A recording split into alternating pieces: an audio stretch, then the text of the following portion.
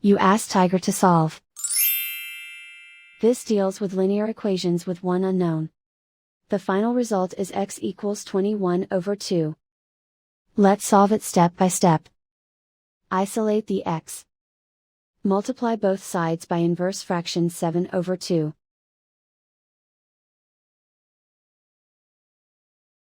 Group like terms. Multiply the coefficients. Simplify the fraction. Multiply the fractions. Simplify the arithmetic. And so the final result is x equals 21/2.